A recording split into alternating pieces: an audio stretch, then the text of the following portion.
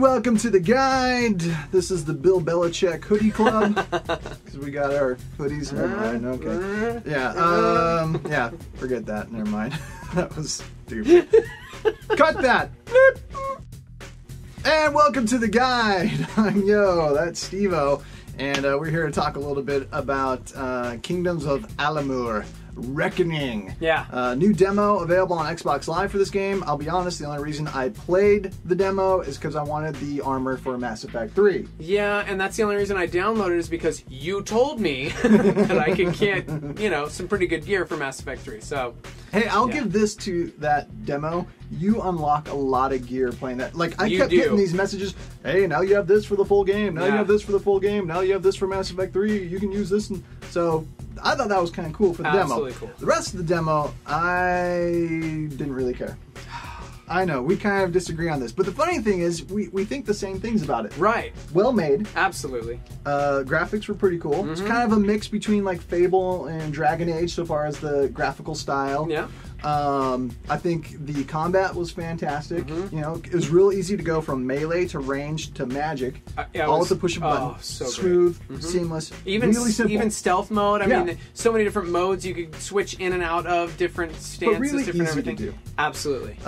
It looks like it has an extensive talent and skills tree that you can do. You can customize your character. I felt like EA basically went down a checklist of here's what we need for a fantasy adventure RPG. Like check, check, check, check, and they did it all well. Yeah. That was my problem with it. What? I completely disagree. That's why I loved it. It had everything I loved from Fable, from Dragon Age, from World of Warcraft, and it basically, you're right. It took the checklist of, oh man, I love this about this, I love this about this, this. So let's take all of my favorite things and put it into one video game so I don't have to play 8 other RPGs. Sign me up. I loved it. And my thinking was like, okay, I've played all this before. I'm kind of tired of the same old, same old. It's more of the same. Yeah. But, you know, in our day and age of Call of Duty every year, apparently more of the same is what people want. Two things I want to note about the demo. First of all, the story centers on an immortal army where, you know, you kill their warriors, but they keep coming back to life. And so in order to fight them, you have to find the keys to eternal life. Right. Interesting setup. Absolutely. Lots that you can discuss there. And we do in our little preview. The other thing that, and this is nitpicky. All right, tell me if this is nitpicky. I think it is, but I still couldn't get past it. There's this one part where you come to this guy who like tells you what your fate is going to be. And he does this regularly by consulting the cards. Right. Basically tarot cards. Right. I had a big problem with that because that was almost too real-world occultic for me to kind of get. That just made me feel uneasy. You know, like the magic and all the fantasy stuff and blah blah blah. Like, okay, yeah, some of that's occultic as well, but let's face it, a lot of people aren't engaging in slaying dragons and casting spells. I mean, some people do, but it's just not that common. Right. Tarot cards are kind of like, oh, that's not a big deal. It's, you know, kind of casual. I want to know what my fate is. And having it here in the game as like no big deal, it's just part of how you determine your fate, it just made me uneasy because that's not something people should mess around with. It's dangerous stuff, whether you realize it or not. And so, I don't know, that just made me a little uneasy. And I think that was the point where I was like, okay, same.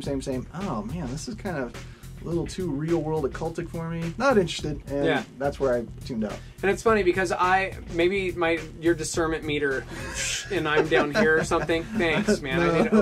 What? I mean, I said it was nitpicky. It's not nitpicky though, because if your discernment alarms go off, then it's like gives you a pause. For me, I saw it and I thought more of like Magic the Gathering cards or like Pokemon type cards. I didn't think tarot cards. I guess because I was already in like RPG mode. Right. So I kind of brushed past it, and then when you said something, I was like, oh yeah, you know. So the whole fates thing. It didn't resonate the same way with me, and I just kind of brushed past it and was like, I'm gonna go stab something with this big sword. And so I didn't get that, but you're right. If that's definitely a check, you know. So, but again, I loved it. I will be picking up the game and doing a full review of said video game.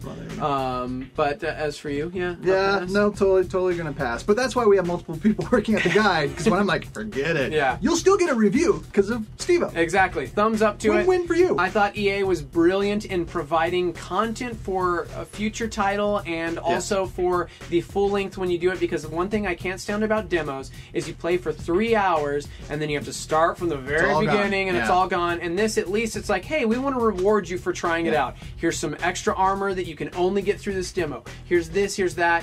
Brought a new level of cool to me, and maybe that's why I enjoyed it so much. The innovation of the demo. Good job, EA. Totally homogeneous, same as everything else. Totally skip it, unless you want to listen to Steve-O, in which case, probably the best one out there, because it's like everything else, but all in one, which I get. Totally homogenous. So, yeah, so, Is that the same word? Homogenous? So. Homogeneous? Read our preview to find out more. GameAndMovieGuide.com. He's smarter than me.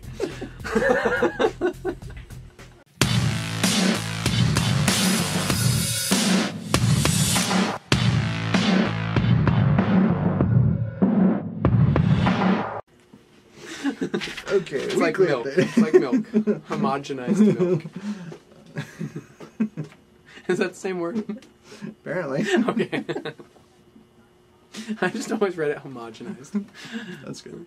Boom!